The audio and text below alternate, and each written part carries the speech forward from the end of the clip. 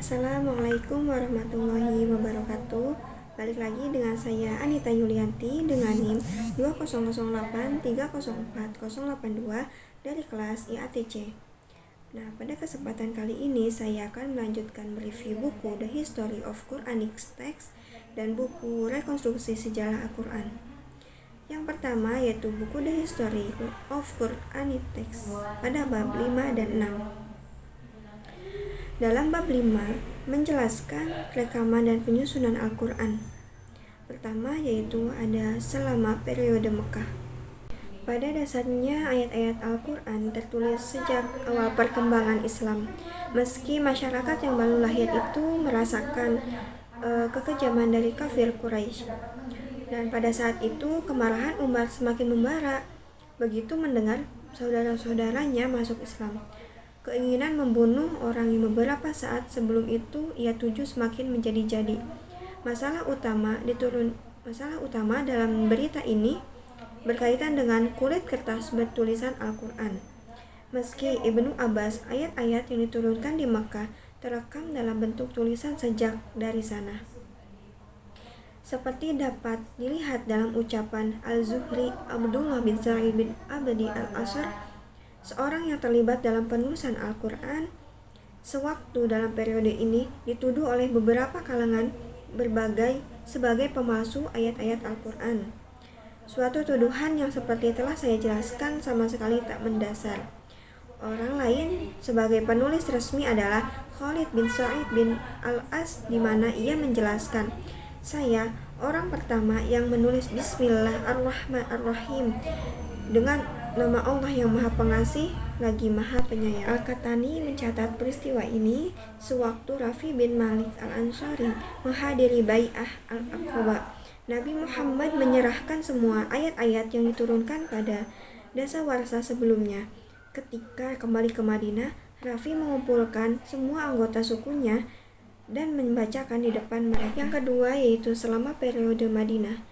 Yang pertama, penulis wahyu Nabi Muhammad SAW. Pada periode Madinah, kita memiliki cukup banyak informasi tentang sejumlah nama. Lebih kurang 65 sahabat yang ditugaskan oleh Nabi Muhammad bertindak sebagai penulis wahyu. Yang kedua yaitu Nabi Muhammad mendiktekan Al-Quran. Saat wahyu turun, Nabi Muhammad secara rutin memanggil para penulis yang ditugaskan agar mencatat ayat tersebut. Zaid bin Thabit menceritakan, sebagai ganti atau mewakili peranan Nabi Muhammad, ia seringkali dipanggil diberi tugas penulisan saat wahyu turun. Sewaktu ayat al-jihad turun, Nabi Muhammad memanggil Zaid bin Thabit membawa tinta dan alat tulis dan kemudian mendiktekannya.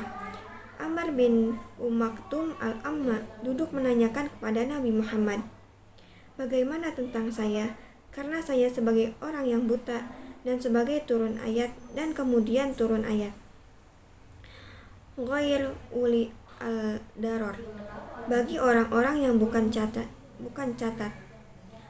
Tampaknya tak ada bukti pengecekan ulang setelah mendiktekan.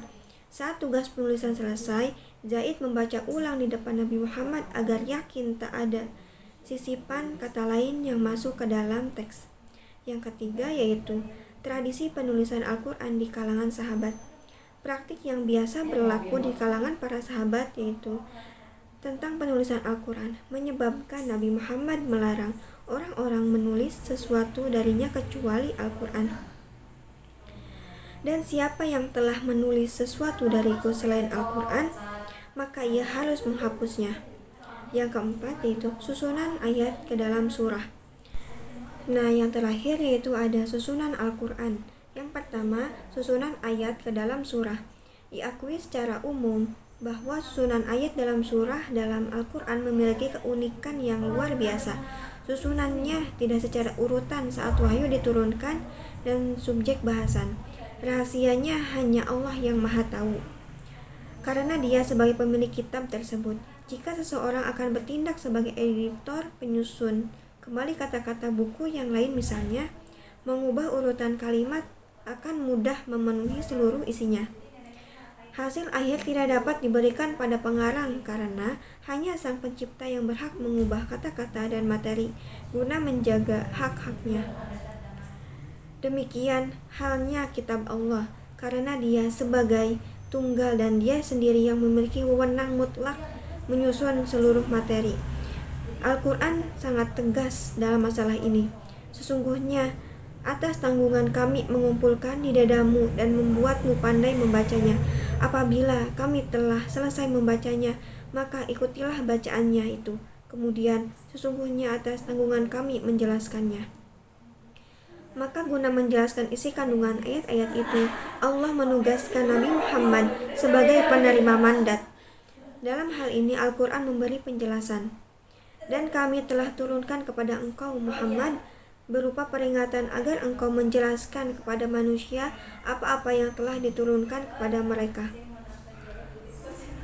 Hak istimewa ini Allah berikan wewenang dan hak otoritas pada Nabi Muhammad agar memberi penjelasan kepada umat. Selanjutnya yaitu ada bab 6 yang menjelaskan tentang komplikasi tulisan Al-Quran. Meski Nabi Muhammad telah mencurahkan segala upaya yang mungkin dapat dilakukan dalam memelihara keutuhan Al-Quran, beliau tidak merangkum semua surah ke dalam satu jilid, sebagaimana ditegaskan oleh Zaid bin Thabit dalam pernyataannya. Saat Nabi Muhammad wafat, Al-Quran masih belum dirangkum dalam satuan bentuk buku. Di sini kita perlu memperhatikan penggunaan kata pengumpulan, bukan penulisan. Dalam komentarnya, Al-Khattabi menyebut, catatan ini memberi isyarat akan kelangkaan buku tertentu yang memiliki ciri khas tersendiri. Sebenarnya, kitab Al-Quran telah ditulis seutuhnya sejak zaman Nabi Muhammad. Hanya saja belum disatukan dan surah-surah yang ada juga masih belum tersusun. Penyusunan Al-Quran dalam satu jilid utama boleh jadi merupakan satu tantangan karena nasikh masuk yang muncul kemudian dan perubahan ketentuan hukum, maupun kata-kata dalam ayat tertentu memerlukan penyertaan ayat lain secara tepat. Yang pertama yaitu ada komplikasi Al-Quran semasa kekuasaan Abu Bakar, yaitu penugasan Zaid bin Thabit dalam mengomplikasikan Al-Quran. Zaid melaporkan, Abu Bakar memanggil saya setelah terjadi peristiwa pertempuran Al-Yamamah yang menelan korban para sahabat sebagai syuhada. Kami melihat saat Umar ibnul Khattab bersamanya. Abu Bakar mulai berkata, Umar baru saja tiba menyampaikan pendapat ini dalam pertempuran Al-Yamamah telah menelan korban begitu besar dari para penghafal Al-Quran. Dan kami khawatir hal yang serupa akan terjadi dalam peperangan lain. Sebagai akibat, kemungkinan sebagian Al-Quran akan musnah. Oleh karena itu, kami berpendapat agar dikeluarkan perintah pengumpulan semua Al-Quran. Abu Bakar menambahkan, saya katakan pada Umar, bagaimana mungkin kami melakukan satu tindakan yang Nabi Muhammad tidak pernah melakukan? Umar menjawab, ini merupakan upaya terpuji terlepas dari segalanya dan ia tidak pernah berhenti menjawab sikap keberatan kami sehingga Allah memberi kedamaian untuk melaksanakan dan pada akhirnya kami memiliki pendapat serupa. Selanjutnya yaitu ada jati diri Zaid bin Thabit. Sejak usianya di awal 20 tahunan, di masa itu Zaid diberi keistimewaan tinggal berjiran dengan Nabi Muhammad dan bertindak sebagai salah satu seorang penulis wahyu yang amat cemerlang. Dia salah satu di antara para hufaz klan karena kehebatan jati diri itulah yang mengantarkannya sebagai pilihan mumtaz untuk melakukan tugas tersebut. Abu Bakar Asy-Siddiq mencatat kualifikasi dirinya sebagai berikut. Masa muda Zaid menunjukkan vitalitas dan kekuatan energinya. Yang kedua, akhlak yang tak pernah tercemar menyebabkan Abu Bakar memberi pengakuan secara khusus dengan kata-kata, kami tak pernah memiliki prasangka negatif pada Anda. Yang ketiga, kecerdasannya menunjukkan pentingnya kompetensi dan kesadaran. Yang keempat, pengalamannya di masa lampau sebagai penulis wahyu. Dan yang terakhir yaitu satu catatan tambahan dari saya, pengarang, tentang kredibilitasnya. Zaid salah seorang yang bernasib mujur di antara beberapa orang sahabat. yang sempat mendengar bacaan Al-Quran malaikat Jibril bersama Nabi Muhammad di bulan Ramadan. Bulannya adalah pengabdian Abu Bakar sendiri terhadap Al-Quran sangat mengagumkan. Dia sangat memperhatikan instruksinya terhadap dua saksi untuk membangun otentisitas dan mempraktikannya peraturan ini dalam komplikasi Al-Quran itu sendiri. Alhasil, walaupun ditulis di atas kertas yang tidak sempurna dan berbeda ukuran, ini telah menunjukkan keikhlasan dalam usahanya semampu mungkin untuk memelihara Al-Quran kalamullah. Kemenangan yang berarti melebihi batas padang pasir Arab mendorong kemajuan pendidikan Islam sampai ke Palestina dan Suriah. Pemerintahan Umar telah mengembangkan sekolah-sekolah untuk menghafal Al-Quran di dua negeri padang pasir kering dan tanah bulan sabit yang subur dan kaya. Tetapi perhatian pada zaman Khalifah Utsman, usaha-usaha Zaid bin Thabit sebagai orang yang memulai komplikasi Al-Quran dan tidak berhenti dengan wafatnya Abu Bakar. Selanjutnya saya akan menjelaskan atau memaparkan pada buku yang kedua, yaitu buku rekonstruksi sejarah Al-Quran pada bab 4 dan 5. Yang pertama yaitu pada bab 4 menjelaskan tentang pengumpulan pertama Al-Quran. Yang pertama, penyebaran tulis-menulis di Arabia. Dikabarkan oleh Al-Balazuri bahwa pada masa Nabi Muhammad hanya terdapat 17 orang lelaki ditambah segelintir wanita yang bisa menulis. Tetapi pernyataan ini sangat tidak masuk akal. Seperti ditunjukkan di bawah, Nabi sendiri dikabarnya memiliki sejumlah sekretaris yang ditugaskan menulis wahyu. Lebih jauh, kenyataan bahwa orang-orang Mekah sebagaimana halnya orang Mesir yang sangat menyukai tulis-menulis telah memanfaatkan berbagai jenis bahan untuk menulis, tentunya merupakan hal yang wajar di kota niaga seperti Mekah, dengan jelas menunjukkan bahwa pengetahuan tulis-menulis dan bahan-bahan untuk menulis telah tersebar dan dikenal cukup luas di kota tersebut. Sendiri memberikan indikasi ke arah ini. Dari wahyu pertama yang diterima Nabi Muhammad SAW, mungkin bisa ditafsirkan bahwa tulis-menulis di Mekah masih merupakan sesuatu yang asing atau baru dan bersifat supranatural. Tetapi sejumlah besar bukti tidak langsung dari Al-Quran justru memperlihatkan keakraban orang-orang Mekah maupun Madinah dengan tulis-menulis maupun peralatannya. Sementara di Madinah, ketentuan Al-Quran yang menyatakan bahwa transaksi utang piutang yang dilakukan kaum muslimin mesti dicatat dan disaksikan 2 orang secara jelas menunjukkan bahwa di kota ini orang-orang yang bisa menulis tidak sulit ditemukan. Kalau tidak demikian, maka Al-Quran tentunya tidak akan memerintahkan penulisan transaksi tersebut karena akan sulit dijalankan lantaran langkanya orang-orang yang bisa menulis. Selanjutnya ada pemeliharaan Al-Quran pada masa Nabi. Unit-unit wahyu yang diterima Nabi Muhammad pada faktanya dipelihara dari kemusnahan dengan 2 catatan utama, yaitu yang pertama, menyimpannya ke dalam dada manusia atau menghafalnya, dan yang kedua, merekamnya secara tertulis di atas berbagai jenis bahan untuk menulis. Jadi, ketika para sarjana muslim berbicara tentang Al-Quran pada masa Nabi, maka yang dimaksudkan dengan ungkapan ini pada dasarnya adalah pengumpulan wahyu-wahyu yang diterima Nabi melalui kedua cara tersebut, baik sebagian maupun keseluruhan. Pada mulanya, bagian-bagian Al-Quran diwahyukan kepada Nabi Muhammad dipelihara dalam ingatan Nabi dan para sahabatnya. Tradisi hafalan yang kuat di kalangan masyarakat Arab telah memungkinkan terpeliharanya Al-Quran dalam cara semacam itu. Kemudian yaitu cara yang kedua yang dilakukan dalam pemeliharaan Al-Quran pada masa Nabi, yaitu dengan cara perekaman dalam bentuk tertulis unit-unit wahyu yang diterima Nabi. Laporan paling awal tentang penyalinan Al-Quran secara tertulis bisa ditemukan dalam kisah masuk Islam Umar bin Khattab 4 tahun menjelang hijrahnya Nabi ke Madinah. Jika kisah tersebut dapat dipercaya, maka ia menunjukkan bahwa sejak semula terdapat upaya yang dilakukan secara serius dan sadar di kalangan pengikut Nabi untuk merekam secara tertulis pesan-pesan ketuhanan yang diwahyukan kepadanya. Yang selanjutnya yaitu pengumpulan di masa Nabi dan setelah wafatnya Nabi Muhammad. Riwayat yang berdasar luas di kalangan Syiah menegaskan Ali sebagai orang pertama yang mengumpulkan Al-Quran setelah wafatnya Nabi, dan sumber-sumber Sunni juga mengungkapkannya bahwa ia memang memiliki sebuah kumpulan Al-Quran.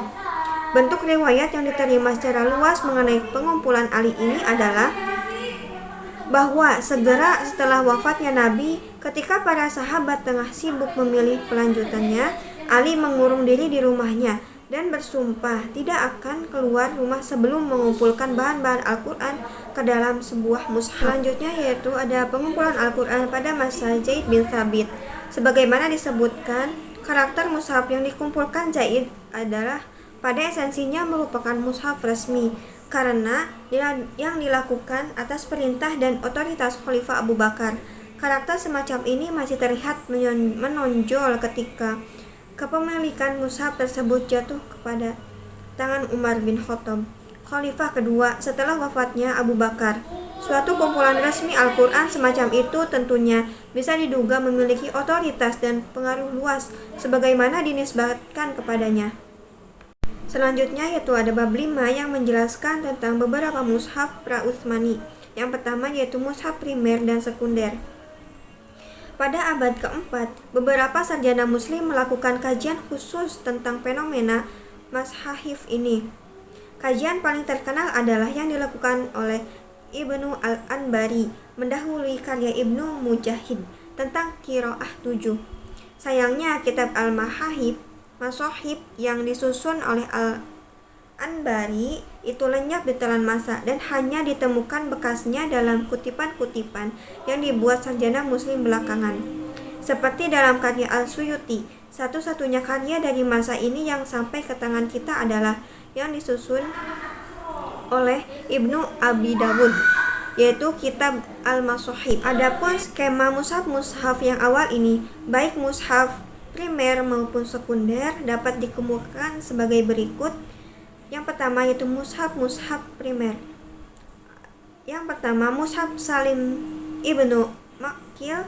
Yang kedua mushaf Umar bin Khattab. Yang ketiga mushaf Ubay bin Ka'ab. Yang keempat mushaf Ibnu Mas'ud. Yang kelima yaitu mushaf Ali bin Abi Thalib, dan yang seterusnya. Dan yang kedua itu mushaf sekunder. Yang pertama mushaf Al-Qama Ibnu Qais. Yang kedua mushaf Ar-Rabi Ibnu Husaim. Yang ketiga mushaf Al-Harith Ibnu Suwaid. Dan yang keempat mushaf Al-Aswad bin Yazid, dan yang seterusnya. Yang relevan dibahas ini adalah mushaf-mushaf yang dikategorikan Jeffrey dalam skema di atas sebagai mushaf primer. Mushaf-mushaf ini sebagaimana telah diungkapkan menunjukkan upaya yang sadar di kalangan sahabat Nabi untuk mengumpulkan Al-Quran pada masa Nabi dan sepeninggalnya, sebelum eksisnya mushaf Utsmani. Berikutnya itu mushaf Ubay bin Ka'ab. Ubay bin Ka'ab adalah seorang Ansor dari Banu Nazar yang masuk Islam pada masa cukup awal dan turut serta dalam sejumlah pertempuran besar di masa Nabi, seperti dalam Perang Badar dan Uhud. Sejumlah riwayat menuturkan keterlibatan dalam komite pengumpulan Al-Quran yang dibentuk Khalifah Utsman, tetapi seperti dikemukakan di atas, tampaknya Ubay ketika ia telah wafat sehingga tidak mungkin berpartisipasi dalam menyiapkan mushaf standar Utsmani.